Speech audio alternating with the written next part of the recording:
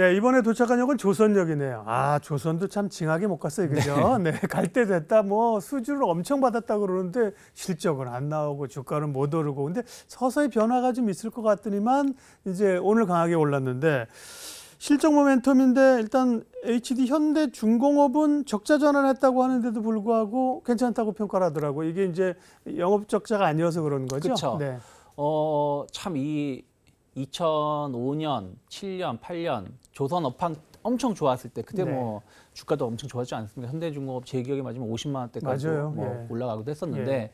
그때 이제 우리나라가 조선하고 그 다음에 먹을 거리라고 집중 투자를 했었던 것이 해양 플랜트였습니다. 근데 이제 서브프라임 모기지 사태가 발생하고 뭐 하면서 네, 해양 플랜트가 폭망했어요. 폭망하면서 맞아요. 조선사들이 예. 거의 뭐 되게 힘든 고난의 시기를 한 15년 가까이 고난의 시기. 지금 하고 오고 있는데 이게 딱 그 마지막 그 문제예요.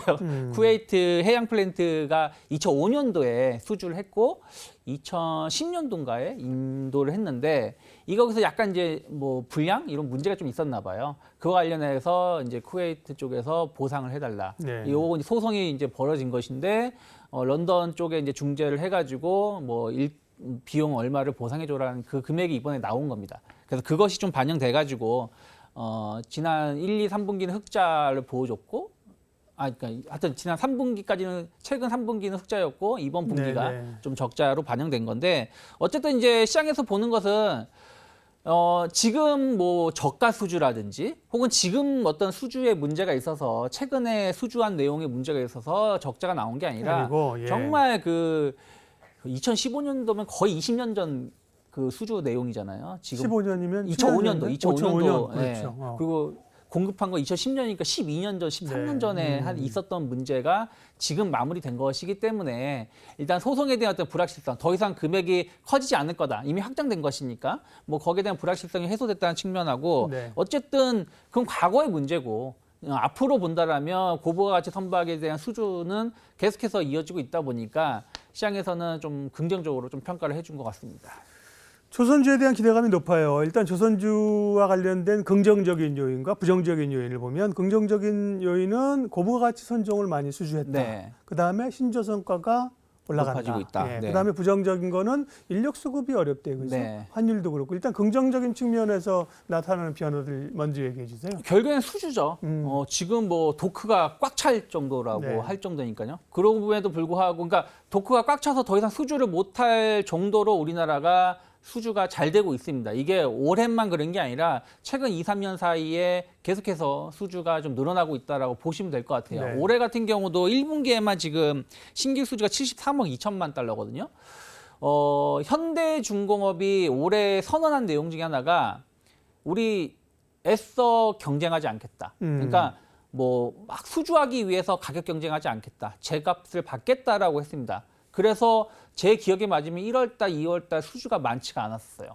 그럼에도 불구하고 국내 조선 3사, 뭐 현대 미포존사까지 포함하면 4사가 73억 2천만 달러 수주를 좀 했다라는 것이고 올해 우리나라 조선사들의 목표가 157억 4천만 달러입니다. 그러니까 157억 달러 내외를 수주를 목표로 하고 있는데 한 50% 가까이를 한 1분기 만에 했어요. 물론 이제 연말 연초에 수주가 좀 몰리는 경향은 좀 있어요. 네. 그래서 뭐 한 2분기, 3분기를 좀 봐야 되겠습니다만 어쨌든 거의 한 40% 이상을 1분기에 수주를 했고 3월 말 수주 잔고만 하더라도 445억 달러 정도 됩니다.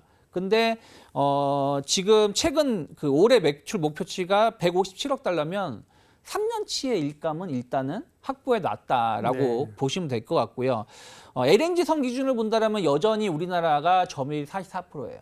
그리고 중국이 30%대고 일본이 10%대, 10% 중후반 정도 차지하고 있기 때문에 역시 고부가 가치 선박은 우리나라가 뭐 압도적이다 보시면 되겠고 컨테이너라든지 벌크선 같은 경우는 아무래도 중국 쪽이 이건 뭐 상대적으로 기술력이 아주 높은 게 요구하는 건 아니다 보니까 중국이 또 높은 점유율을 차지하고 있다고 보시면 될 것 같아요. 그리고 신조선가 같은 경우도 이번에 166.7이 나왔는데 지난 8월 달에 162보다도 좀 높아지고 있다. 그만큼 아직까지는 수주가 네. 그러니까 그 공급할 수 있는 부분보다 수요가 더 많이 있지 않나 판단하고 있습니다. 조선사들이 배짱 튕기는 거죠, 이제는. 그렇죠. 그렇죠. 뭐 저가 수준 안 하겠다는 거고.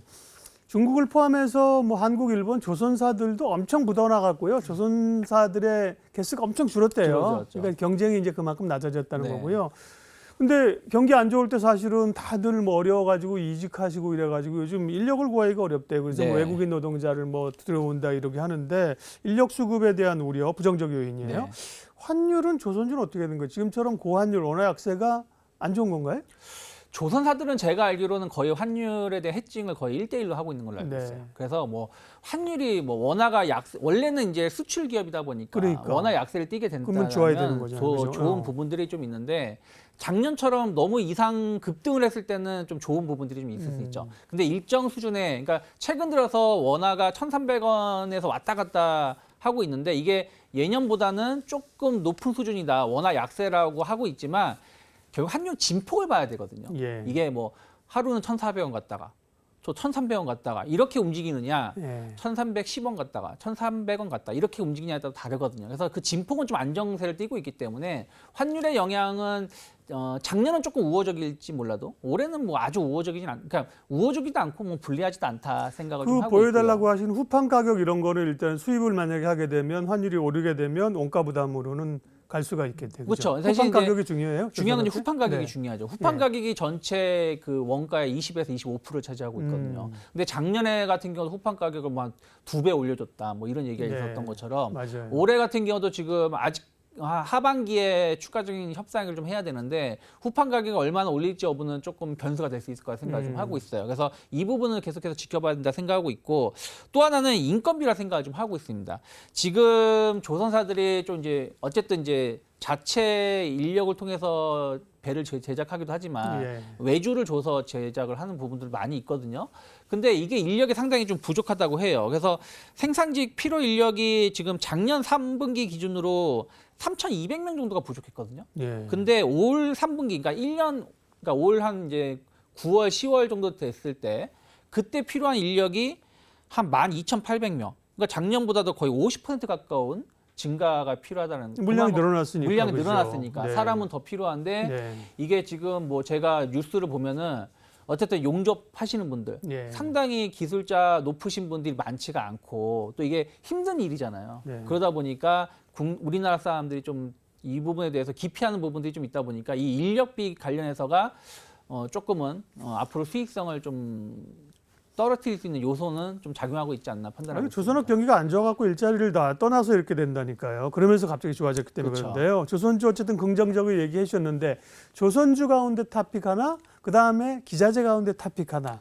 두 종목만 좀 알려주세요. 어찌됐든 추세만 본다라면 대우조선해양이 결국엔 최근 들어서는 계속 대장주 역할을 해주고 있는 것 네. 같아요. 뭐 M&A 이슈도 좀 있었고 뭐 내부적인 어떤 이슈들이 좀 있었기 때문에 그래서 작년까지는 현대중공업이 좋은 주가 흐름을 보여줬다라면 작년 말부터는 대우조선해양이 좋기 때문에 일단 대우조선해양을 전 탑픽을 보고 있고 하지만 이거는 흐름은 좀 변할 수 있다 생각하고 있어요. 흐름이 변하면 뭐 HD 현대중공업이 다시 한번 좀 올라설 수도 있지 않을까 판단하고 있고요. 그 다음에는 태강 주가가 최근에 보면 소리소문 없이 야금야금 올라오면서 네. 고점을 좀 돌파하려고 하고 있습니다. 이번 주 지난주 들어서 이 피팅 혹은 뭐 조선 기자재에 관련된 부품 업체들이 좋은 주가 흐름을 보여주고 있는데 태강은 이미 한 두어 달 전부터 주가가 우상향 기조를 그렇죠. 이어오고 있었거든요. 그래서 조금 오히려 전 주식이라는 거는 바닥에서 올라온 주식보다 이미 추세가 상승 전환되어 있고 고점은 돌파하려고 하는 기업이 갈 땐 더 다 잘 가는 부분들이 좀 있기 때문에 태강도 어떻게 보면 부품 기자재 쪽을 보신다라면 좀 좋지 않을까 판단하고 있습니다. 예, 조선주도 이제 좀 봐야 된다. 이 얘기를 유창희 본부장님 해주셨고 조선주까지 얘기를 하고 우리는 헤어지겠습니다. 먼저 퇴근하셔도 될 것 같습니다. 저는 좀 못다한 얘기 좀 하고 네, 가겠습니다. 알겠습니다. 고맙습니다. 수고하셨습니다. 네. 이로운 경제 채널 EBC